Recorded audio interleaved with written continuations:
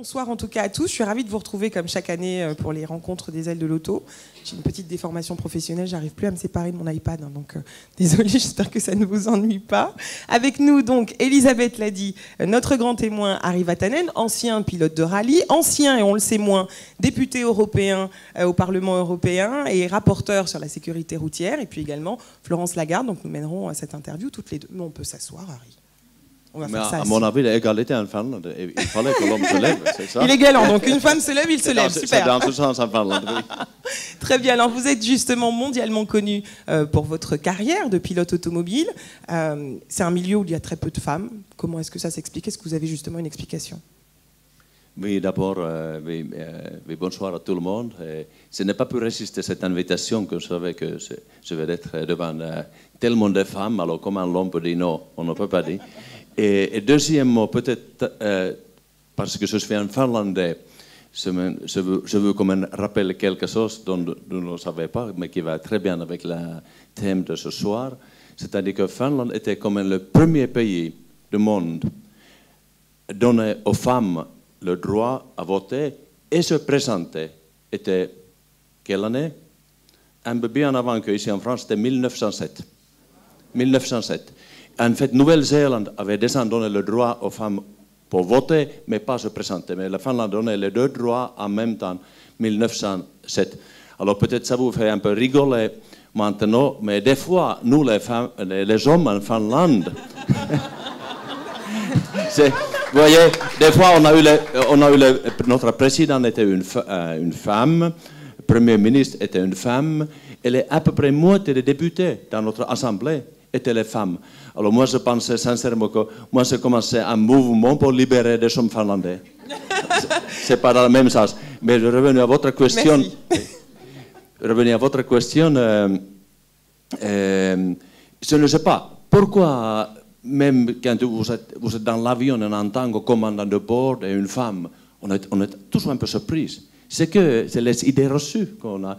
C'est dans notre éducation, c'est les idées reçues. Et les idées reçues sont absolument partout. Oui, et malheureusement, dans le sport automobile, c'est pareil. Dans la course automobile, il n'y a pas de passagers, hein, a priori en F1, tant que je sache. Attendez, il y avait quand même, comme vous vous souvenez bien, Michel Mouton, qui était extraordinaire.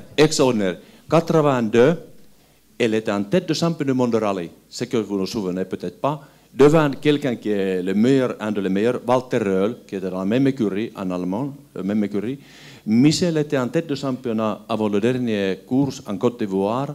Malheureusement, son père est mort la veille, mais malgré ça, Michel était en tête, en train de devenir champion du monde, 82, mais il avait un pépin mécanique et Walter Röhrl qui a gagné. Alors c'était si près, grâce à une femme française.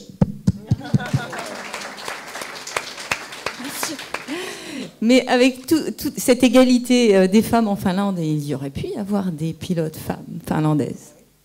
Oui, oui. C'est paradoxal. Mais attendez, elles sont déjà partout, alors au moins ils nous ont laissé les voitures. Oui. C'est dit avec humour, hein, donc ouais. Bon, non, ça se pardonne presque, je ne sais pas. Mais on peut le regretter quand même. Mais attendez, vous savez aussi, si on parle un peu de politique, je ne peux pas résister à ce qui vient dans l'esprit maintenant. Des fois, voyez, un Finlandais qui habite à Manosque, sud de la France, alors c'est méfier un peu les femmes françaises qui viennent du nord de la France, parce qu'une fois, vous aviez donné, vous, trop de pouvoir à une femme qui vient de l'île, qu'est-ce qu'elle vous donnait à 35 heures? Alors, moyen. Alors, on va parler politique. On n'aura pas de réponse, hein. Je n'ai pas pu résister je n'aurai à ça. pas d'explication. Donc, vous avez fait 2 mandats de député européen, une fois pour la Finlande, une fois pour la France, et vous avez été notamment rapporteur du Parlement européen sur la sécurité routière. Alors, pourquoi cet engagement? C'est pas là où on vous attendait? C'est une fois de plus peut-être les idées reçues. En fait, une écologiste danoise a fait un communiqué de presse. Comment se fait qu'un coureur d'automobile peut être rapporteur sur la sécurité routière? Et moi, je ne comprends pas ce type de manière à penser. Moi, j'ai témoigné quand mon père est mort dans un accident de voiture quand j'avais 8 ans. C'était à côté de lui. Et mon père est là. Il est mort. Vous voyez, pour moi, la sécurité routière, ce n'est pas quelque chose de technique ni politique. C'est que je value la vie humaine. Soit c'est sur la route, soit ailleurs. Parce que moi, j'ai tellement participé dans l'enterrement dans ma vie que j'ai peut-être compris quelque chose de valeur de la vie. Vous voyez, évidemment, quand tu es débuté, c'est une conséquence tout à fait naturelle que je voulais d'être. Parce que moi, je sais vraiment personnellement qu'est-ce que c'est la sécurité routière. Parce que la sécurité routière, c'est un peu... Vous vous souvenez quand les Concorde s'écrasaient, la fierté, l'Angleterre et la France, il y a une dizaine d'années, toutes les Concorde étaient collées au sol tout de suite. Mais exactement, à peu près le même nombre de gens meurent tous les jours sur la route européenne. Mais ce n'est pas un Concorde, c'est une famille qui pleure là, une famille qui pleure là, une famille qui pleure là. C'est seulement les gens qui ont vécu ça personnellement. C'est que les gens qui amènent des fleurs sur la tombe savent qu'est-ce que c'est. Et c'est pour ça que je voulais être rapporteur. Alors justement, l'an dernier, nous avons récompensé la publicité de la sécurité routière, le manifeste des femmes pour une route plus sûre. Est-ce que vous pensez que les femmes ont un rôle particulier justement à jouer dans ce domaine-là? Très bonne question. Merci. Regardez les jeunes garçons, nous tous, à 18 ans, avec permis de conduire, on a cette tendance de l'homme à montrer de quoi je suis capable. Et il y a proportionnellement, des jeunes garçons sont beaucoup plus impliqués dans les accidents que les jeunes femmes. Parce que les femmes, vous n'êtes pas la définition, beaucoup plus sages, beaucoup plus mûres. Et ça se voit sur le comportement routier. C'est de moins en moins vrai, malheureusement. Oui, alors justement sur la sécurité routière au Parlement européen, qu'est-ce que vous avez porté comme dossier? Qu'est-ce qui s'est fait? Qu'est-ce qu'il reste à faire? 3 questions. Non, oui. Une courte réponse. Je suis des fois surpris par les attitudes, même les journalistes que je connais. Marie, comment tu peux défendre la sécurité routière, comment tu peux défendre les radars, etc. Mais excusez-moi, les chers amis, j'aimerais bien rouler 220 à l'heure, bien sûr, si je pense que je suis capable. Mais dans un pays démocratique, malheureusement, je ne peux pas avoir une loi pour moi, une autre loi pour Sébastien Loeb, peut-être pour Alain Prost, et après chacun. Dans une démocratie, on est obligé de se plier les règles générales. Et c'est malheureusement, c'est un peu dommage, mais cette fameuse répression est quand même la moyenne la plus rapide pour avoir des résultats. Peut-être on pourrait utiliser un autre mot, mais si on va décider que la limite de vitesse c'est quelque chose, ok, c'est vrai qu'il y a trop de radars sur l'autoroute, on devrait faire plus attention sur les morceaux et les tronçons qui sont réellement dangereux, qui sont les routes nationales, mais peu importe, l'expérience dans tous les pays a prouvé que malheureusement, il faut sanctionner à l'homme parce que c'est l'impunité. Si je sais que je peux rouler maintenant, que je rentre à Manosque, si je veux rouler 200 à l'heure et il n'y a pas de radar, alors je vais rouler 200 à l'heure. Mais maintenant, je le sais que je ne peux pas et ça fait lever le pied et ça sauve la vie. C'est un peu dur, mais c'est malheureusement comme ça. Donc ça veut dire que ça fait partie des pistes justement pour lesquelles il y a 3 vous pistes. étiez, auxquelles vous étiez favorable. Oui, il y a le comportement de l'homme. Par rapport à votre action au Parlement européen, précisément, pour revenir sur ce que disait Florence. Non, il y a un comportement de l'homme. Ça, c'est un sujet à partir de l'éducation. Ça, il faut commencer très tôt, évidemment, très tôt. Et après, il y a les réseaux routiers. Il y a toujours les choses à améliorer. Évidemment, les voitures. Mais les voitures ont fait un progrès absolument incroyable sur le niveau de sécurité, côté passif et côté actif. Mais c'est ce triangle qui fonctionne. Sur ce triangle, on voit bien que la répression est utilisée, la formation, qu'est-ce que vous pensez de la manière dont elle est faite, et les infrastructures, on n'a pas l'impression que ce soit un sujet prioritaire. Oui, heureusement en France, au moins on a des bons réseaux de l'autoroute, mais évidemment, à part ça, il y a quand même les réseaux nationaux qui devraient être améliorés, mais en même temps, on verse 12 milliards d'euros par an à SNCF, par exemple. Pourtant, SNCF vous dit qu'il fait du profit, et en fait, ça vous coûte, et malheureusement moi aussi, autour de 12 milliards d'euros par an. Alors, est-ce qu'une partie de cet argent pourrait être mieux utilisée en améliorant les routes? Ces questions sont toujours éternelles. Mais en plus, quand on améliore le réseau routier, ça va améliorer beaucoup la mobilité d'un pays qui a la conséquence directe dans l'économie et dans la sécurité, y compris l'environnement. Oui. Alors on en parlait tout à l'heure, mais vous n'étiez pas là, donc je vais vous dire ce que nous nous sommes dit. On parlait des pays émergents et précisément des ventes de voitures qui explosent dans ces pays-là et des accidents de la route qui, en l'occurrence, y sont très importants. Qu'est-ce que vous pensez de la gestion, justement, au niveau mondial de cette problématique-là? Oui, ça imaginez, chers amis, une approche. Si avec, on dit, n'importe quel chiffre, on dit pour 10 000 euros, avec 10 000 euros, si vous le mettez dans le réseau routier en France, avec 10 000 euros en Europe, vous ne pouvez pas sauver une vie. Mais peut-être avec 10 000 euros, on pourrait sauver 10 vies en Inde ou en Indonésie, où la situation est absolument catastrophique. Dans les pays en développement, la culture est trop jeune. Évidemment, dès que l'homme a les moyens pour acheter une voiture, il va acheter une voiture. D'abord, c'est un moped, un scooter, après une voiture. Et c'est pour ça que les Nations Unies, avec FIA, a commencé ce programme de sécurité. Mais je ne sais pas si les résultats, quand personnellement, quand je suis dans les pays de développement, je ne vois pas beaucoup d'amélioration. Mais d'abord, ça doit passer par la conscience et sans la culture, ça prend du temps. C'est question de moyens aussi. Mais si tu as une sécurité routière dans les pays en développement, c'est vraiment catastrophique. En Inde, par exemple, en plus que 100 000 personnes meurent chaque année, et dans la globalement, c'est quoi, 1,3 million chaque année. Est-ce qu'il faudrait justement imposer des normes en matière de sécurité routière mondiale? Est-ce que vous êtes favorable à ça? C'est-à-dire, Karen, vous voulez dire que je devrais être un ambassadeur mondial pour la sécurité routière? Mais pourquoi pas, je vous le souhaite. Il faut en parler aux Nations Unies. Oui.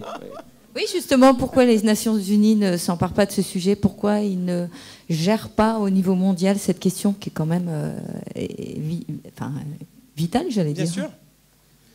Mais où est-ce que vous avez vu que les Nations Unies a été efficace? Généralement, désolé. Mais ça appartient maintenant au programme de l'agenda des Nations Unies. Mais je ne sais pas si les résultats sont là, pas du tout. Alors on va revenir peut-être sur le think tank que vous avez créé. Il s'appelle précisément Mobility for Prosperity for Europe. C'est ça, in Europe. Quelle est la mission de ce think tank? Comme le mot dit, les Romains savaient descendre il y a 2000 ans. Il faut deux choses pour vraiment avoir la prospérité dans nos sociétés. Évidemment, l'éducation, ça va de soi. Évidemment, ça va de soi. On n'a jamais investi trop dans la bonne éducation. Et deuxièmement, la mobilité. Et à côté de la mobilité, les politiciens sous-estiment complètement le rôle de la mobilité jouée dans la construction de prospérité dans la société. Et quand j'étais 10 ans dans la commission de transport, je ne savais pas des fois est-ce que je devrais rire ou pleurer quand j'ai vu à quelle manière on traite les mobilités, soit c'est en Finlande ou en France ou à niveau européen, c'est pareil. Politique, c'est du politique. Au lieu de chercher des solutions, très souvent, on matraque littéralement les réseaux routiers et des véhicules sur les réseaux routiers. Alors, notre plateforme, Think Tank, était simplement mettre les différents modes de transport sur le pied d'égalité. C'est tout. Et après, on laisse, parce qu'ils sont les serviteurs de la société, tous les modes, l'aviation, chemin de fer, les bateaux, les réseaux routiers. S'ils sont sur le pied d'égalité, alors après, on laisse un consommateur utiliser. Qu'est-ce qu'il veut utiliser? Et parce qu'un réseau routier, malgré les taxations excessives, en Finlande c'est encore pire qu'ici, vous ne pouvez pas imaginer, mais 9 fois sur 10, l'homme prend un réseau routier. Des fois avec pied, des fois avec un vélo, des fois avec moped, mais quand même plus pas de temps avec une voiture, ou une camionnette, etc. Ou camion. Parce que c'est le moyen extraordinaire pour servir les besoins d'une société. Et si les politiciens ne admettent pas ça, et mettent les moyens, alors c'est le détriment, vraiment, cette femme intérêt général. Et c'est dommage, on y perd tout. On critique souvent la politique des pouvoirs publics en France et notamment la répression en disant que qu'on devient un pays autophobe, que les pouvoirs publics n'aiment pas l'automobile. Est-ce que vous le ressentez? Vous vivez en France. Est-ce que l'automobile n'est pas aimée et est-ce que c'est un handicap pour la mobilité? Oui, une fois de plus, quand on a commencé avec les idées reçues, et il y en a beaucoup, beaucoup. Mon raisonnement, et qui n'est pas raisonnement politique, est simplement, si un individu va choisir une voiture pour se déplacer, avoir payé un prix extraordinaire par rapport à des autres modes de transport qui sont souvent subventionnés, alors forcément, il ou elle a une très bonne raison d'avoir pris une voiture le matin. Parce que cette personne sait ce qu'il va faire pendant cette journée. Et 9 fois sur 10, c'est des voitures et réseaux routiers qui donnent productivité et confort de vie sans égal. Et c'est pour ça que les gens choisissent les voitures. Alors, au lieu d'essayer de matraquer les réseaux routiers des voitures, il faut toujours essayer d'améliorer. S'il y a les bouchons quelque part, il faut voir, alors est-ce qu'on peut, au lieu d'espérer qu'il y aura moins de voitures, qui ne sera jamais le cas, alors il faut essayer d'élargir les voies. Mais souvent, on fait tout le contraire, c'est-à-dire qu'on prend les décisions qui sont politiquement correctes, qui sont menées par une idéologie, mais c'est une idéologie qui ne cherche pas les solutions à problèmes quotidiens. Mais est-ce que vous ressentez justement, est-ce que vous avez ressenti un changement dans le regard que les citoyens français portent sur l'automobile? Est-ce qu'il y a une autophobie, en effet? Est-ce que vous ressentez ça? Je ne sais pas si c'est une autophobie, mais comme les voitures restent c'est-à-dire un transport individuel, ça reste comme un moyen la plus efficace. On ne peut pas nier ça. Et quand on regarde le progrès de technologie dans les voitures, alors des fois, ça me rend vraiment triste quand j'entends les égouts, comment on nous reproche pour les raisons politiques. Mais quel est le devoir d'un politicien? Est-ce que c'est améliorer la société ou est-ce que c'est d'être dogmatique? Pour moi, si tu es un politicien, tu es un serviteur de tout le monde. Tu es un serviteur. Et ce n'est pas les citoyens que tu es serviteur, mais toi, tu es serviteur du monde. Et tu dois essayer de faire en sorte que la vie sera plus facile pour les monsieur et madame tout le monde. Mais c'est aussi leur rôle de faire avancer la société. Évidemment, ça va main à la main. Quelles mesures vous pensez que les pouvoirs publics français devraient prendre pour redonner de l'attrait à l'automobile? Pas de joker. D'abord, évidemment, une société comme PSA et Renault aussi, alors, ils sont aujourd'hui dans une situation difficile. D'abord, il faut essayer de sauver et faire en sorte d'avoir une politique industrielle, que les deux usines, les deux marques puissent vraiment s'en sortir, parce qu'ils sont dans une situation difficile. Et par exemple, imaginez PSA par exemple. PSA était trop patriotique, trop nationaliste, en gardant trop de production en France. Et dans un monde ouvert, où le consommateur va voter avec son argent, je vous donne un bon exemple de Nokia, boîte finlandaise, qui avait, il y a un peu de temps, imaginez, 40% de marché mondial de téléphones mobiles. Et leur coût dans la bourse était 65 €. Aujourd'hui, je ne sais pas, même pas 2 €. Ils se battent pour survivre parce qu'ils n'avaient pas vu le changement. Oui, mais la production, c'est l'emploi. Et voyez, toutes les industries sont pareilles. Moi, je dis simplement que les politiciens, je ne parle pas maintenant M. Montebourg ou n'importe qui en France, généralement, ne sont pas, parce qu'ils ne viennent pas de la vraie économie. Ils viennent du secteur public, ils sont les, etc., etc. Même les gens qui viennent de droite, politiquement droite. Alors, ils n'ont pas cette notion d'économie réelle, ils ne sont pas à la hauteur. Le monde bouge aujourd'hui trop vite pour les politiciens et on n'aide pas les sociétés dans cette mutation difficile. Alors, vous évoquiez tout à l'heure les devoirs d'un homme politique. L'année prochaine, ce sont les élections européennes. Est-ce que vous allez vous représenter? Non. Vous allez représenter la France et la Finlande, d'ailleurs. Hein. Donc, il faut trouver un troisième pays, peut-être Bulgarie ou Roumanie. Donc non. Eh bien, pourquoi pas? Non, c'est derrière. Ça m'a plu beaucoup de 10 ans au Parlement européen, parce que, dans 2 mots, on oublie, malgré tous les soucis dans la Union, mais c'est comme un projet de la paix extraordinaire, que dans l'histoire de l'homme, on n'a jamais eu ce projet de la paix comme Union européenne. Et ça, il ne faut pas oublier. Mais c'est vrai, dynamiquement, parce que l'homme, évidemment, est citoyen, il attend tous les jours, il voit qu'est-ce que je dois payer, combien ça coûte très cher. Et ce côté économique qu'on a vraiment presque en train de rater par rapport à l'Asie et aux États-Unis.